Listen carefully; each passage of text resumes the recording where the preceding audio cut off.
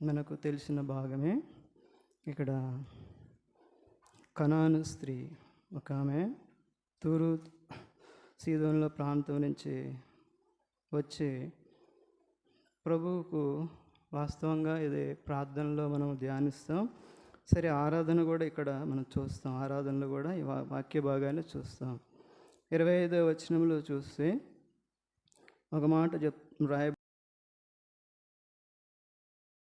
ఆయనకు మ్రొక్కి ఆయనకు మ్రొక్కింది అంటే ఆరాధించింది. ప్రభుని ఏం చేసింది? ఆరాధించింది.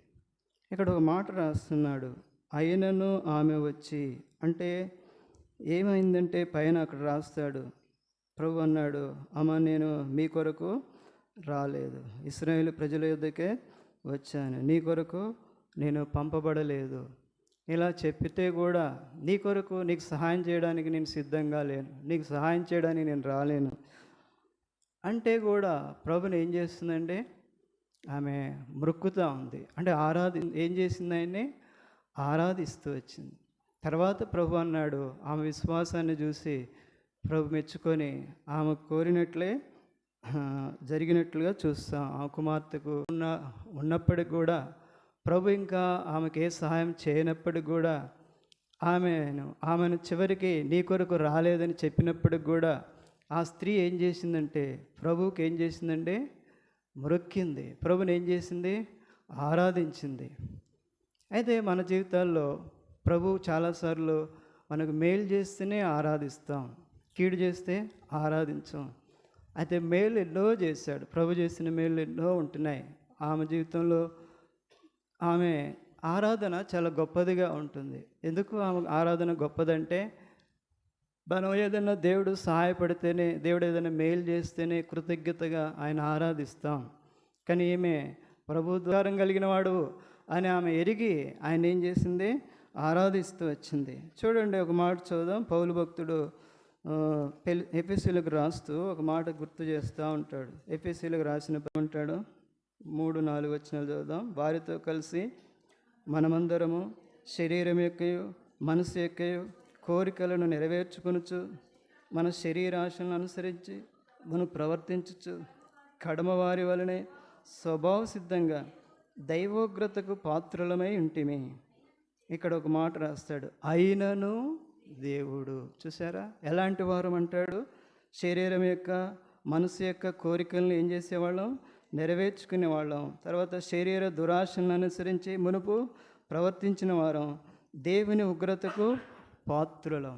ఇలాంటి వారి గురించి పౌలు భక్తుడు అంటాడు అయినను అని వాడుతున్నాడు. ఇలాంటి వారైనా సరే మన జీవితాల్లో దేవుడు ఏం చేశాడంటే కరుణ సంపన్నుడైంది. 5వ వచనం చదువుదాం. మనము మన అపరాధముల చేత చచ్చిన వారం ఎండినప్పుడు సైతము మన ఎడలో చూపిన తన మహాప్రేమ చేత మనల్ని క్రీస్తు కూడా బ్రతికించెను.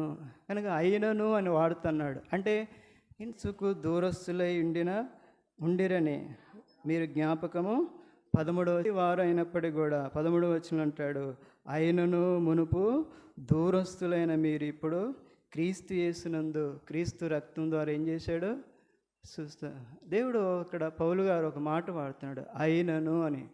అయినను ఆమె వచ్చి ఆయనకి ఏం చేసింది? మ్రొక్కింది. అయినను ఇక్కడ అంటాడు దేవుడు కరుణాసంతో వచ్చాడు. ఇక్కడ 13వ వచనంలో అంటాడు అయినను మునుపు దూరస్తులైన ఇప్పుడు క్రీస్తు యేసు నందు క్రీస్తు రక్తం ద్వారా ఏమయ్యారు? సమీపస్తులై ఉండిరి అంటాడు. ఒక మాట ఇంకో మాట చదువుదాం. చూడండి, ఇక్కడే యెషయా గ్రంథం 57వ అధ్యాయం 15వ వచనం. యెషయా గ్రంథం 57వ అధ్యాయం 17వ వచనం. 15 మహోన్నతుడును పరిశుద్ధుడును నిత్య నివాసి అయినవాడు ఇలాగ సెలవిచ్చున్నాడు, నేను మహోన్నతమైన పరిశుద్ధ స్థలములో నివసించువాడను. అయినను వినయము గల వారి ప్రాణమును ఉజ్జీవింపజేయుటకును నలిగిన వారి ప్రాణమును ఉజ్జీవింపజేయుటకును. చూసారా, ఉజ్జీవింపజేయుటకు వినయము గల వారి వద్ద దీన మనసు గల వారి వద్ద ఆయన ఏం చేస్తున్నాడు? నివసిస్తూ ఉంటున్నాడు. అందుకర్త అంటాడు, ఆయన ఎవరంట? మహోన్నతుడు. ఆయనను ఏం చేస్తాడు? ఆయన దీనులను చూసారా. మనల్ని ఒక మాట అన్నాడు కీర్తనాకారుడు 8వ అధ్యాయంలో అంటాడు, నువ్వు 4వ వచనం అనుకుంటా, 8వ కీర్తన 4వ వచనం. నీవు మనుషుని జ్ఞాపకము చేసుకొనుటకు వాడేపాటి వాడు, నీవు నరపుత్రుని దర్శించుటకు వాడేపాటి వాడు. చాలక అంటే జపం చేసుకోవడానికి మనము ఏపాటి వారము. అయితే దేవుడు అంటున్నాడు, ఆయన ఎలాంటి దేవుడు అంటే మహోన్నతుడైన దేవుడు. అయినా సరే ఆయన ఏం చేస్తాడు? దీనులను ఏం చేస్తాడు? లక్ష్య పెడతాడు, అంటే జ్ఞాపకం చేసుకుంటాడు, సహాయపడతాడు. కనుక ఈ యొక్క ఉదయకాలం మన ప్రభుని ఆరాధించడానికి మనం, దేవా పరిశీలించి ఉన్నావు, నిర్మలులను చేసి ఉన్నావు, ఆహారము పెట్టితివి, నరులు మా నెత్తి మీదకి ఎక్కునట్లు చేసితివి, మేము నిప్పులలోనూ పడితేమి, అయినను నీవు మమ్మను సమృద్ధి గల చోటికి ఎక్కడ తీసుకొచ్చాడంట? సమృద్ధి. వాక్యం అనే సమృద్ధి, జీవాహారం అనే సమృద్ధి.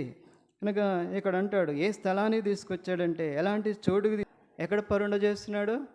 ఈ వారం అంతా ఎంత వాక్యానికి దూరం ఉన్నారో నాకు తెలియదు, కానీ వీళ్ళైతే అంటున్నారు, ఈ యొక్క కీర్తనకారుడు అంటున్నాడు, చేశావు, బందీ గృహంలో మమ్మల్ని ఉంచావు, మా నడుముల మీద గొప్ప భారము పెట్టావు, నరులు మా మీదకి నెత్తి మీదకి ఎక్కినట్లుగా చేశావు, మేము నిప్పుల్లో నీళ్ళలో కూడా తిమోతికి రాస్తూ ఒక మాట అంటాడు చూడండి.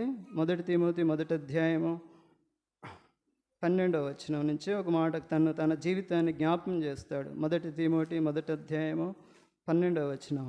పూర్వము దూషకుడను హింసకుడను హానికరుడనైన నన్ను తన పరిచర్యకు నియమించి నమ్మకమైన వానిగా ఎంచినందుకు నన్ను బలపరిచిన ప్రభు అయిన క్రీస్తు యేసుకు కృతజ్ఞుడనై ఉన్నాను.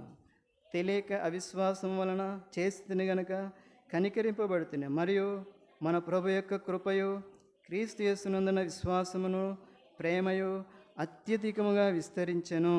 పాపులను రక్షించుటకు క్రీస్తు యేసు లోకమునకు వచ్చిన వాక్యము నమ్మతగినదియు పూర్ణాంగీకారమునకు యోగ్యమైనది. అట్టి వారిలో నేను 14వ వచనం, తాను విశ్వసింపబో వారికి నేను మాదిరిగా ఉండులాగున యేసుక్రీస్తు పాడుతున్నాడు. ఇలాంటి వాడిని, పూర్వం ఎలాంటి వాడిని? దూషకుణ్ణి, హింసకుణ్ణి, హానికరుణ్ణి, ఇలాంటి వాడిని తన పరిచర్యకి ఏం చేశాడు? ఆయన నమ్మకమైన వానిగా ఎంచి నన్ను బలపరిచిన ప్రభుకు నేను ఏమైనాను? కృతజ్ఞుడనై ఉన్నాను. తర్వాత తను తాను ఏమని చెప్పుకుంటున్నాడంటే, నేను పాపులలో ఎవరినే ప్రధానుడను. పాపులను రక్షించడానికి ఆయన వచ్చాడు. ఆ పాపుల్లో నేను ఎవరినంటే ప్రధాన పాపిని. ఎంతో ఆత్మీయంగా ఎదిగినటువంటి వ్యక్తి చెప్తున్నాడు. తర్వాత అన్నాడు, అట్టి వారిలో నేను ప్రధానుడని చెప్తూ, ఆయనను నిత్య జీవము నిమిత్తము. దేని నిమిత్తం అంట? నిత్య జీవిగా ఉండాలని. మనల్ని కూడా ప్రభు ఈ లోకంలో, మనం ఎవరైతే ఈ లోకంలో విశ్వసించబోయే వాళ్ళు ఉంటున్నారో వాళ్లకు మనం ఎట్లుండాలని? మాదిరిగా ఉండాలని. మన పట్ల కూడా దేవుడు ఏం చేశాడంటే తన పూర్ణమైన ఏం చూపించాడు? దీర్ఘశాంతం. ఏం చూపించాడంటే ఆయన దీర్ఘశాంతమును ఆ ప్రధాన పాపినైన నాయందు కనపరుచున్నట్లు నేనేం ఏమయ్యాను? కనికరింపబడుతుని. కనుక ఈ ఉదయకాలం ఆ ప్రభుని, ఆ రక్షకుడిని ఏమిని ఆరాధించగలమంటే, ఆ స్త్రీ దేవుని ద్వారా మేలు పొందకముందే ప్రభుని ఏం చేయగలిగిందంటే ఆయన సహాయం చేయడానికి శక్తివంతుడని నమ్ముతూ వచ్చింది, విశ్వాసం వచ్చింది. చివరికి తన కొరకు రాలేదని చెప్పినా కూడా ఆయన దగ్గర నుంచి మేలు పొందేంత వరకు కూడా ఆయన విడిచిపెట్టలే. ఆయనకు మ్రొక్కి ఆయనను ఏం చేసిందంటే ఆయన ఆరాధిస్తూ వచ్చింది. మొక్కటం అంటే ఆరాధిస్తూ వచ్చింది. ఆమె వచ్చి ఆయనకు ఏం చేసిందంట? మ్రొక్కి. కనుక ఈ ఉదయకాలం మనం ఎలాంటి వారమో అయినా సరే దేవుడు కరుణా సంపన్నుడైండి మనల్ని ఏం చేశాడు? సమీపస్తులుగా చేస్తూ వచ్చాడు. అంత మాత్రమే కాదు, ఆయన మహాగణుడు, మహోన్నతుడు, పరిశుద్ధుడు, నిత్య నివాసి అయినప్పటికీ కూడా ఏం చేశాడు? ఆయన అయినను వినయము గల వారి ప్రాణాన్ని ఉజ్జీవింపజేయడానికి, నలిగిన వారి ప్రాణాన్ని ఉజ్జీవింపజేయడానికి వినయము గల వారి వద్ద, దేన మనసు గల వారి వద్ద ఆయన ఏం చేస్తున్నాడు? నివసిస్తున్నాడని. తర్వాత అంటాడు ఆ కీర్తనకాడు, ఆయన మహోన్నతుడైనను దీనుల్ని ఏం చేసేవాడు? లక్ష్య పెడుతూ వచ్చాడని. చివరిగా అంటాడు పౌలు భక్తుడు, ఆ ప్రధాన పాపినైన నన్ను అయినను దేవుడు విశ్వసింపు వారికి నేను ఎలా ఉండాలని? మాదిరిగా ఉండాలని. ఆ ప్రధాన పాపినైన నాయుడుల ఆయన ఏం చేశాడు? పూర్ణమైన దీర్ఘశాంతమును చూపిస్తూ వచ్చాడు. ఈ ఉదయకాలం మనం ఎలాంటి వారమో ఆయనకు ముందే తెలుసు కదా. మనం ఎన్నిసార్లు తప్పిపోతామో, ఎన్నిసార్లు పడిపోతామో, ఎన్నిసార్లు దేవునికి దూరం అయిపోతామో, వారంలో ఎన్నిసార్లు దేవుని సన్నిధికి దూరంగా ఉంటామో ఇన్ని తెలుసు కూడా. అయినను దేవుడు మన ఎడల తన ప్రేమను ఏం చేశాడు? వెల్లడిపరుస్తున్నాడు. ఏం చూపించాడు మన పట్ల? తన ప్రేమను వెల్లడిపరుస్తాడు. మనం ఇంకను పాపులమై ఉండగానే మన ఎడల తన ప్రేమను ఏం చేశాడు? వెల్లడిపరిచాడు. మన పాపం నిమిత్తం చనిపోయి సమాధి చేయబడి తిరిగి 3వ దినాన తిరిగి లేస్తూ వచ్చాడు. ఈ ఉదయకాలం ఆ ప్రభు ఆరాధనలకు యోగ్యుడు, ఆ ప్రభు స్తుతులకు పాత్రుడు కనుక మనం ఏం చేద్దామంటే పూర్ణ హృదయంతో మన ప్రభుని ఏం చేద్దాం? ఆయన ఎదుట సాగిలపడి ఆయన్ని ఆరాధించి గొప్ప చేయుదుగాక.